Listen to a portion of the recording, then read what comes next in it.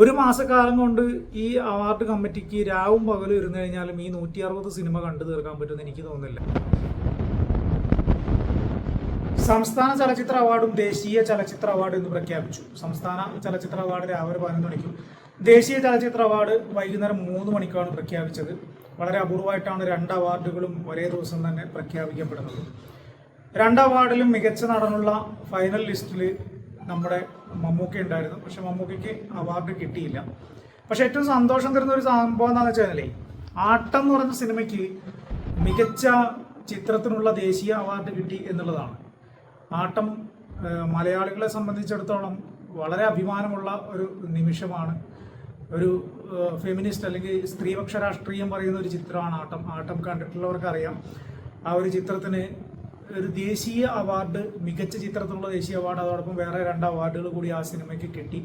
അത് മലയാളത്തെ സംബന്ധിച്ചിടത്തോളം വലിയ നേട്ടം തന്നെയാണ്.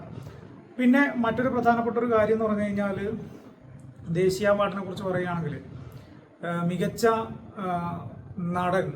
നടൻ എന്ന് പറയുന്ന ലിസ്റ്റിൽ മമ്മൂക്കയും ഋഷഭ് ഷെട്ടി കാന്താര എന്ന് പറയുന്ന സിനിമയ്ക്ക്, മമ്മൂക്ക കാതൽ, കണ്ണൂർ സ്ക്വാഡ് എന്ന് പറഞ്ഞ സിനിമകളിലെ അഭിനയത്തിന് ഈ 2 നടന്മാരാണ് എത്തിയത്.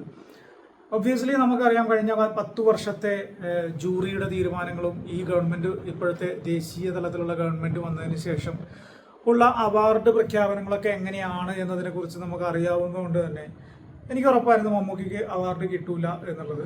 ഋഷഭ് ഷെട്ടിക്കാണ് അവാർഡ് കിട്ടിയത്. കാരണം ഋഷഭ് ഷെട്ടിയുടെ രാഷ്ട്രീയം എന്താണ് എന്നൊക്കെ ഒരു പരിധിവരെ നമുക്ക് എല്ലാവർക്കും അറിയാവുന്നതാണ്.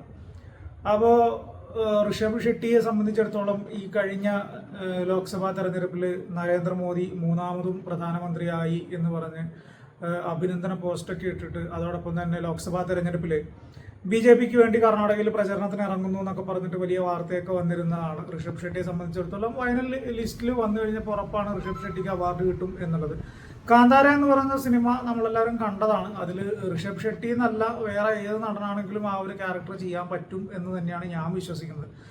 കാന്താര ഒരു മോശം സിനിമയാണെന്നല്ല, കാന്താര ഒരു മേക്കിങ്ങിൽ വളരെ കിടിലം ഒരു സിനിമ തന്നെയാണ്. അതിൻ്റെ ഒരു കോൺസെപ്റ്റും അതിൻ്റെ മേക്കിങ്ങും ഒക്കെ വളരെ മനോഹരമായതുകൊണ്ടാണ് മലയാളികൾ ഉൾപ്പെടെ ആ ചിത്രത്തെ സ്വീകരിച്ചത്. പക്ഷേ ഋഷഭ് ഷെട്ടി എന്ന് പറയുന്ന നടൻ ഒരു പക്ഷേ അവിടെ വേറൊരു നടനെയാണ് അവർ പ്ലേസ് ചെയ്തിരുന്നെങ്കിൽ പോലും ആ നടൻ ഇതേപോലെ തന്നെ അഭിനയം കാഴ്ചവെക്കും. ഒരു മികച്ച ഒരു അഭിനയം കാഴ്ചവെച്ചു എന്നൊരു അഭിപ്രായമൊന്നും എനിക്കില്ല. പിന്നെ മമ്മൂക്കയെ സംബന്ധിച്ചിടത്തോളം ഈ പറയുന്ന സർക്കാർ അധികാരത്തിലുള്ളിടത്തോളം കാലം മമ്മൂക്കയ്ക്ക് ഒരു ദേശീയ അവാർഡ് കിട്ടുമെന്ന് എനിക്ക് തോന്നുന്നില്ല. കാരണം ഇവരുടെ രാഷ്ട്രീയ ചായ്വുകളൊക്കെ എങ്ങനെയാണെന്നും ആ രാഷ്ട്രീയ ചായ്വിനോട് ആഭിമുഖ്യം പ്രകടിപ്പിക്കുന്ന ആളുകൾക്കൊക്കെയാണ് അവാർഡുകൾ കൊടുക്കുന്നത് എന്നും നമ്മൾ കഴിഞ്ഞ ഒരു 10 വർഷക്കാലമായിട്ട് കണ്ടുകൊണ്ടിരിക്കുന്ന ഒരു കാര്യമാണ്. പിന്നെ ഈ മലയാളത്തിലേക്ക് വരികയാണെങ്കിൽ, മലയാളത്തിൽ ഈ പറഞ്ഞതുപോലെ പൃഥ്വിരാജ് മികച്ച നടനായി ആടുജീവിതം എന്ന് പറഞ്ഞ സിനിമയ്ക്ക് വേണ്ടിയിട്ട്, പൃഥ്വിരാജിനെ സംബന്ധിച്ചിടത്തോളം പൃഥ്വിരാജിൻ്റെ കഷ്ടപ്പാട്, ആ സിനിമയ്ക്ക് പൃഥ്വിരാജ് എടുത്ത എഫേർട്ടിനുള്ള ഒരു അംഗീകാരമായിട്ട് ആ സിനിമയിൽ പൃഥ്വിരാജ് എത്രയോ മാസങ്ങളോളം ഭക്ഷണവും വെള്ളവും കൺട്രോൾ ചെയ്ത് ബോഡി ആ സിനിമയിലെ ക്യാരക്ടറിന് വേണ്ട രീതിയിൽ മാറ്റി അദ്ദേഹം എടുത്ത ഈ എഫേർട്ടിനുള്ള ഒരു അംഗീകാരമായിട്ടാണ് മലയാള ചലച്ചിത്ര അവാർഡ് പൃഥ്വിരാജിന് ലഭിച്ചത്. അവിടെയും മമ്മൂക്കയുടെ 2 പടങ്ങൾ, കാതൽ, കണ്ണൂർ സ്ക്വാഡ് എന്ന് പറഞ്ഞ 2 സിനിമകൾക്ക് മമ്മൂക്കയും ഉണ്ടായിരുന്നു കോമ്പറ്റീഷനിൽ. പക്ഷേ കാതൽ മലയാളത്തിലെ മികച്ച ചിത്രമായിട്ട് തിരഞ്ഞെടുക്കപ്പെട്ടു. അപ്പോൾ പൃഥ്വിരാജ് ആടുജീവിതത്തിന് മികച്ച നടനായിട്ട് മാറുകയും. പിന്നെ വേറെ 1-2 കാര്യങ്ങൾ ഈ അവാർഡിനെ കുറിച്ച് പറയുകയാണെങ്കിൽ, ഏകദേശം 100-160 സിനിമയോളം അവാർഡിൻ്റെ പരിഗണനയിൽ വന്നിട്ടുണ്ട്. അവാർഡ് കമ്മിറ്റിക്ക് മുമ്പാകെ 160 സിനിമയ്ക്കടുത്ത് വന്നിട്ടുണ്ട്. ഈ സംസ്ഥാന ചലച്ചിത്ര ഈ അവാർഡ് നിർണയ കമ്മിറ്റിയുടെ രൂപീകൃതവും അവരുടെ ഈ സിനിമയുടെ പരിശോധനയും കാര്യങ്ങളൊക്കെ വരുന്നത്, അവർ തന്നെ പറഞ്ഞിട്ടുള്ളത് 1 മാസക്കാലമാണ്. 1 മാസക്കാലം കൊണ്ട് ഈ അവാർഡ് കമ്മിറ്റിക്ക് രാവും പകലും ഇരുന്നു കഴിഞ്ഞാലും ഈ 160 സിനിമ കണ്ടു തീർക്കാൻ പറ്റുമെന്ന് എനിക്ക് തോന്നുന്നില്ല. അപ്പോൾ ഒരു സബ് കമ്മിറ്റി ഉണ്ട്. ആ സബ് കമ്മിറ്റി കണ്ടു എന്ന് പറയപ്പെടുന്ന, അല്ലെങ്കിൽ സബ് കമ്മിറ്റി സെലക്ട് ചെയ്തു എന്ന് പറയപ്പെടുന്ന ഒരു 10-25 സിനിമകളാണ് അവസാനം ജൂറിയുടെ പരിഗണനയിൽ, പ്രധാനപ്പെട്ട ജൂറിയുടെ പരിഗണനയിൽ വരാറ്. അപ്പോൾ അവരെന്ത് ചെയ്യുന്നു വെച്ച് കഴിഞ്ഞാൽ, ഈ 10-25 സിനിമകൾ കാണും.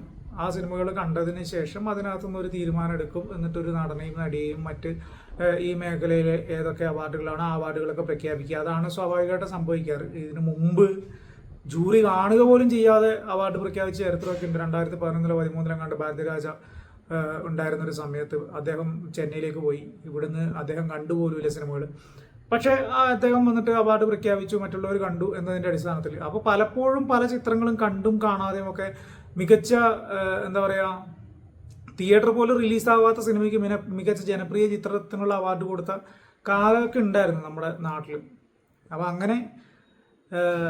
അങ്ങനെ ഉണ്ടായിരുന്ന കാലഘട്ടത്തിൽ നിന്നാണ് ഇപ്പോൾ ഈ ജൂറി ഇത്ര സിനിമകൾ പരിശോധിച്ചു എന്നൊക്കെ പറയുന്നത്. അപ്പോൾ ഇത്ര സിനിമകൾ ജൂറി പരിശോധിച്ചു എന്നതിനെ കുറിച്ചൊക്കെ ഉള്ളത് കാര്യങ്ങളുടെ വസ്തുതയൊക്കെ നമുക്ക് കൃത്യമായിട്ട് പറയാൻ പറ്റില്ല. കാരണം ജൂറിക്ക് മുന്നിലേക്ക് 160 സിനിമകൾ വരുമ്പോൾ ഒരു കമ്മിറ്റി, സബ് കമ്മിറ്റി ബാക്കി ചിത്രങ്ങളെല്ലാം പരിശോധിച്ചതിന് ശേഷം 25 ചിത്രങ്ങളാണ് ഞങ്ങൾ പരിശോധിക്കുന്നത് പ്രധാനമായിട്ടും.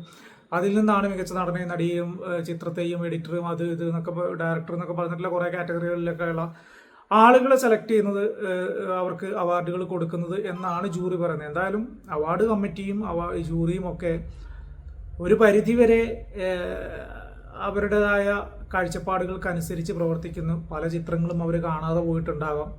ഒരു പക്ഷേ ചില ചിത്രങ്ങൾ ഈ അവാർഡ് കമ്മിറ്റിക്ക് മുമ്പാകെ പോലും വരാതെ പോയിട്ടുണ്ടാകും, മികച്ച ചിത്രങ്ങൾ.